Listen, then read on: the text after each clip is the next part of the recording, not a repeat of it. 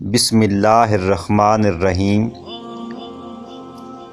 ایک عورت حضرت علی رضی اللہ تعالی عنہ کی خدمت میں حاضر ہوئی اور عرض کرنے لگی، یا علی رضی اللہ تعالی عنہ، میں نے زندگی میں بہت دھوکے کھائے ہیں۔ انسان باہر سے کچھ اور اندر سے کچھ اور ہوتے ہیں۔ ہمیشہ میں نے دوسروں سے بھلائی کی، بھروسہ کیا، اعتبار کیا، نیکیاں کی، لیکن بدلے میں مجھے ہمیشہ دکھ اور تکلیف ملی۔ حضرت علی رضی اللہ تعالی عنہ نے فرمایا، اے عورت، یاد رکھو، جس کے ساتھ نیکی کرو اس کے شر سے بچو، اور انسان سے کی جانے والی نیکی کا بدلہ انسان سے نہیں بلکہ انسان کے خالق اللہ پاک سے طلب کرو۔ اس عورت نے کہا، یا علی، میرا ایک سوال ہے۔ مولا علی شیر خدا نے کہا، آج تک میرے در سے کوئی خالی ہاتھ نہیں گیا، کہو جو تم کہنا چاہتی ہو۔ تو عورت نے ہاتھوں کو جوڑ کر کہا، یا علی رضی اللہ تعالی عنہ، کیا کوئی ایسا عمل ہے جس سے وقت سے پہلے ہمیں یہ معلوم ہو جائے کہ سامنے والا انسان ہم سے سچا پیار کرتا ہے یا نہیں؟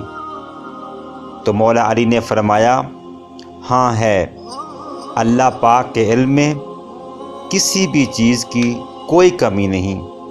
اگر تم یہ دیکھنا چاہتی ہو کہ سامنے والا انسان تم سے کتنا سچا پیار کرتا ہے تو تم 3 مرتبہ یا ودود، یا حکیم، یا کریم، یا رحمان دل میں پڑھو، اور جس سے تم پیار کرو اس کے چہرے میں دیکھو۔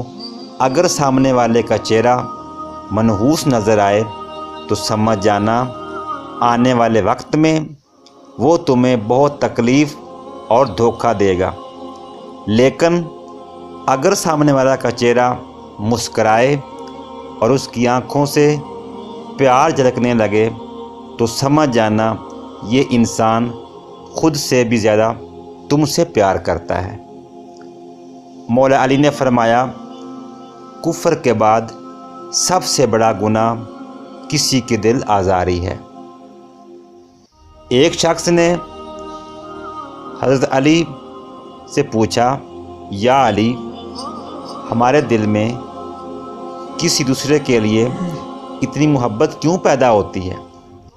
کوئی اجنبی جسے ہم جانتے بھی نہ ہوں، اکثر وہ ہمارے دل کو اتنا اچھا لگنے لگتا ہے۔ مولا علی نے فرمایا، اللہ تعالیٰ نے دنیا قائم کرنے سے پہلے تمام انسانوں کی روحیں پیدا کی اور تمام روحیں ایک جگہ جمع کی تھیں۔ وہاں پر جو روحیں ایک دوسرے کے بہت نزدیک تھیں، جب وہ دنیا میں ایک دوسرے کے سامنے آتی ہیں تو محبت پیدا ہوتی ہے۔ اصل میں روحوں کے ملنے سے محبت پیدا ہوتی ہے۔ رشتوں کو مضبوط رکھنے کے 2 راز۔ جب آپ غلط ہوں تو اپنی غلطی تسلیم کریں، جب آپ صحیح ہوں تو صرف خاموشی اختیار کریں۔ اپنے وہ نہیں ہوتے جو رونے پر آتے ہیں، اپنے وہ ہوتے ہیں جو رونے ہی نہیں دیتے۔ خدا سے جب دعا مانگو تو مقدر مانگو، عقل نہیں، کیونکہ میں نے بہت سے عقل والوں کو مقدر والوں کے در پر دیکھا ہے۔